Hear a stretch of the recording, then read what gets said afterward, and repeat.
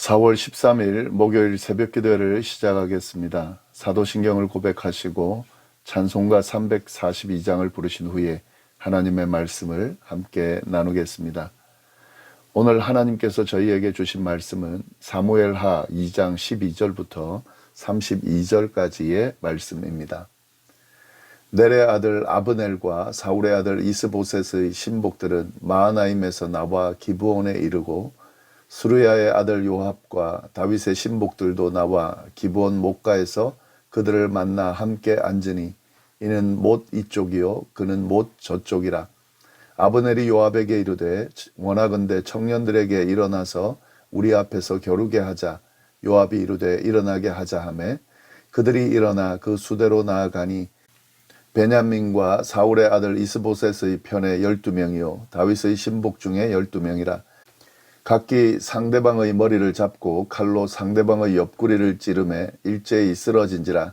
그러므로 그것을 헬갓 하수림이라 일컬었으며 기브온에 있더라. 그날의 싸움이 심히 맹렬하더니 아브넬과 이스라엘 사람들이 다윗의 신복들 앞에서 패하니라. 그곳에 스루야의 세 아들 요압과 아비새와 아사엘이 있었는데 아사엘의 발은 들노루같이 빠르더라. 아사엘이 아브넬을 쫓아 달려가되 좌우로 치우치지 않고 아브넬의 뒤를 쫓으니 아브넬이 뒤를 돌아보며 이르되 아사엘아 너냐 대답하되 나로라. 아브넬이 그에게 이르되 너는 왼쪽으로나 오른쪽으로나 가서 청년 하나를 붙잡아 그의 군복을 빼앗으라 하되 아사엘이 그렇게 하기를 원하지 아니하고 그의 뒤를 쫓음에 아브넬이 다시 아사엘에게 이르되 너는 나 쫓기를 그치라. 내가 너를 쳐서 땅에 엎드러지게 할 까닭이 무엇이냐. 그렇게 하면 내가 어떻게 내 형 요압을 대면하겠느냐 하되 그가 물러가기를 거절하며 아브넬이 창 뒤끝으로 그의 배를 찌르니 창이 그의 등을 꿰뚫고 나간지라. 곧 그곳에 엎드러져 죽음에 아사엘이 엎드러져 죽은 곳에 이르는 자마다 머물러 섰더라. 요압과 아비새가 아브넬의 뒤를 쫓아 기브온 거친 땅의 길가에 기아 맞은 쪽 암마산에 이를 때에 해가 졌고 베냐민 족속은 함께 모여 아브넬을 따라 한 무리를 이루고 작은 산 꼭대기에 섰더라. 아브넬이 요압에게 외쳐 이르되 칼이 영원히 사람을 상하겠느냐. 마침내 참혹한 일이 생길 줄을 알지 못하느냐. 내가 언제 무리에게 그의 형제 쫓기를 그치라 명령하겠느냐. 요압이 이르되 하나님이 살아계심을 두고 맹세하노니 내가 말하지 아니하였더라면 무리가 아침에 각각 다 돌아갔을 것이요 그의 형제를 쫓지 아니하였으리라 하고 요압이 나팔을 불매 온 무리가 물러서고 다시는 이스라엘을 쫓아가지 아니하고 다시는 싸우지도 아니하니라. 아브넬과 그의 부하들이 밤새도록 걸어서 아라바를 지나 요단을 건너 비드론 온 땅을 지나 마하나임에 이르니라. 요압이 아브넬 쫓기를 그치고 돌아와 무리를 다 모으니 다윗의 신복 중에 19명과 아사엘이 없어졌으나 다윗의 신복들이 베냐민과 아브넬에게 속한 자들을 쳐서 360명을 죽였더라. 무리가 아사엘을 들어 올려 베들레헴에 있는 그의 조상 묘에 장사하고 요압과 그의 부하들이 밤새도록 걸어서 헤브론에 이른 때에 날이 밝았더라. 아멘. 사울이 죽고 다윗이 왕으로 세워졌습니다. 그런데 다윗이 모든 이스라엘의 왕으로 바로 세워진 것은 아니었습니다. 그는 먼저 자신의 출신 지파인 유다 족속의 왕으로만 인정을 받았는데요. 사울의 부하였던 아브넬이 사울의 아들 이스보셋을 따로 또 왕으로 세움으로써 이스라엘은 남쪽 유다와 북쪽 이스라엘로 나눠지게 됐습니다. 물론 이스라엘이 완전히 남북으로 나눠진 그때는 아닙니다. 그렇게 남북으로 나눠질 수 있는 그런 일종의 전조 같은 모습을 보여주는데 결국에는 이렇게 나눠지게 될 것이라는 것을 보여주는 그런 부분이라 할 수 있겠습니다. 이렇게 나눠진 상황에서 둘 사이에 전쟁이 일어나게 되는데요. 이 전쟁은 남쪽과 북쪽의 갈등을 본격화하는 것을 보여주는 사건으로 볼 수 있는데 이스라엘 백성의 역사에 아주 중요한 분기점이 된다고 할 수 있겠습니다. 전쟁의 상황을 먼저 간단히 보면은요. 1절, 2절 보시면 넬의 아들 아브넬과 사울의 아들 이스보셋의 신복들은 마하나임에서 나와 기브온에 이르고 스루야의 아들 요압과 다윗의 신복들도 나와 기브온 못가에서 그들을 만나 함께 앉으니 이는 못 이쪽이요 그는 못 저쪽이라. 그러니까 다윗 쪽과 이스보셋 쪽이 나와서 전쟁을 했다는 건데, 이스보셋 쪽에서는 아브넬이 대표로 나오고, 그리고 이스보셋 부하들이 함께 나왔고요. 그리고 다윗 왕 쪽에는 요압이 대표로 나오고, 그리고 그들의 군사들과 함께 전쟁을 치렀다 하는 겁니다.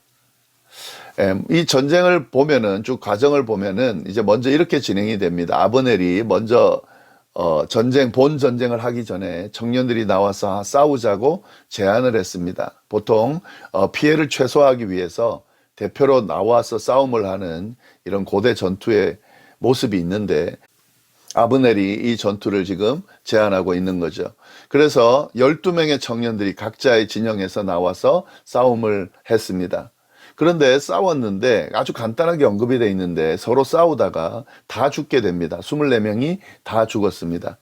그래서 결국에는 본싸움을 할 수밖에 없게 되는데요. 본싸움을 했는데 요압 쪽이 이기는 쪽, 그러니까 다윗 편 쪽이 이기는 쪽으로 그렇게 흐르게 됩니다. 그래서 아브넬이 자기 쪽 진영이 지는 것을 알고 도망을 치죠. 그런데 이 요압의 동생 중에 한 명인 아사엘이 아브넬을 계속 쫓아가다가 아브넬의 손에 죽습니다. 네, 이것이 한 사건이고, 그리고 요압 쪽에서 아브넬을 계속 쫓아가는데 어떻게 하냐면, 지금 아브넬은 계속 자기를 쫓아오니까 이제 전쟁 끝내고 싶은데, 자기네들이 패배했기 때문에 끝내고 싶은데 쫓아오기 때문에 이 요압 쪽에다가 이야기를 합니다. 자신의 패배를 인정하죠. 그랬더니 요압이 만약에 네가 패배를 인정하지 않았으면 끝까지 쫓아가서 다 죽였을 거다라고 이야기하면서 이 아브넬의 그 일종의 전정협정이죠.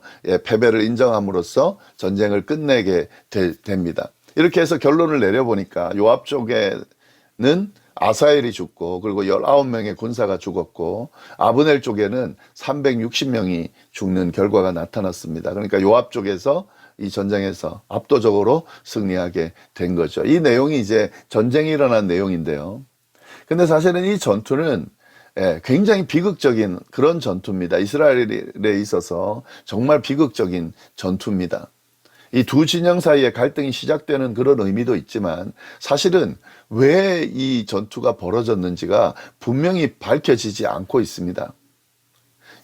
보통은 전투가 일어날 때에, 전쟁이 일어날 때, 다툼이 일어날 때 원인이 있는데 그 원인이 지금 나오지 않고 있어요.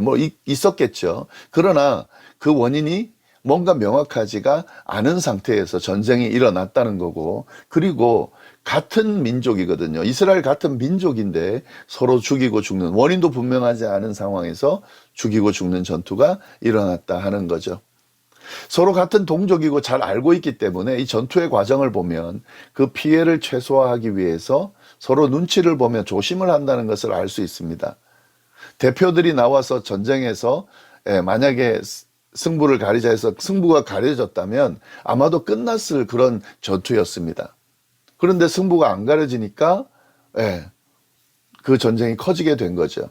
만약에 이것이 서로를 죽이고 죽여서 땅을 차지하는 어떤 목적이 분명한 전투라면 그렇게 해야 되겠죠. 끝까지 전투를 끝내야 되겠죠. 죽을 때까지 서로가. 그러나 지금 이건 그런 전투가 아니거든요. 원인이 분명하지 않은 동족끼리의 전투고, 서로 죽이고 싶어하는, 서로 잘 아는 사이이기 때문에 죽이고 싶어 하지 않는 그런 상황에서 벌어진 전투입니다. 그런데 그 전투가 점점점 커지고 있다는 거죠. 그래서 결국에는 본 전투가 일어나게 되고, 본 전투 안에서 서로 죽이고 죽는 그런 일들이 일어나게 되는 거죠. 아사엘이 아브넬을 쫓아가는 과정을 보면은요, 아브넬은 아사엘을 죽이기를 꺼렸습니다. 아마 형인 요압과 잘 알고 있는 사이였는데, 아브넬의 입장에서는 아사엘이 자기가 상대가 안 된다는 걸 알기 때문에 자기를 쫓지 말라고 계속 이야기를 한 거거든요.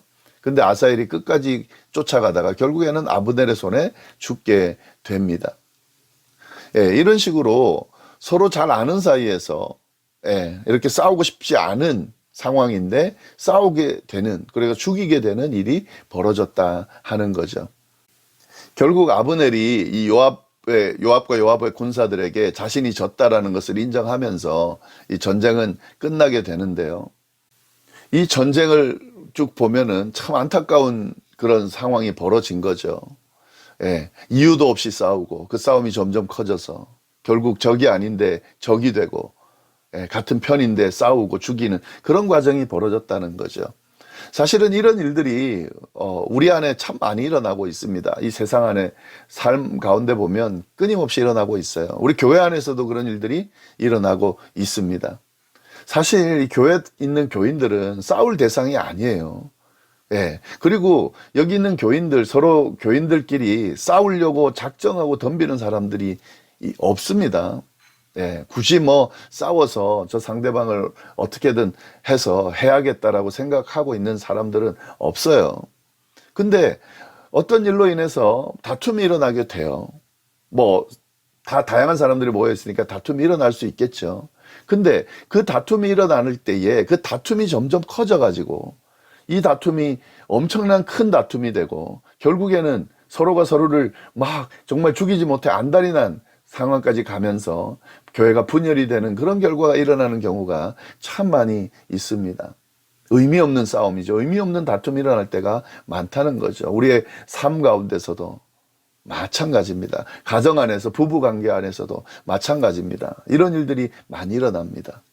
우리가 오늘 본문 말씀을 통해서 이런 의미 없는 싸움이 어떤 의미 없는 결과를 주는지를 잘 보면서 우리가 이런 다툼이 일어나게 됐을 때에 그것이 빨리 수습이 되고 해결되어질 수 있도록, 그것이 점점 커져서 정말 큰 분열이 일어나는 그런 일이 일어나지 않도록 돌아보고 추스르는 것이 얼마나 중요하다는지를 우리가 이 말씀을 통해서 보게 된다는 거죠. 좀 깨달을 수 있어야 된다 하는 거죠.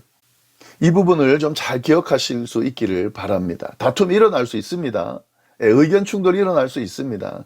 그러나 이것이 점점점 커지고 이것이 결국에는 공동체를 깨고 또 우리의 삶을 깨고 개인의 관계를 깨고 그래서 서로 원수가 되는 지경까지 가도록 내버려두면 안 된다는 거죠. 의미 없는 싸움들이 많습니다. 의미 없는 다툼들이 많습니다.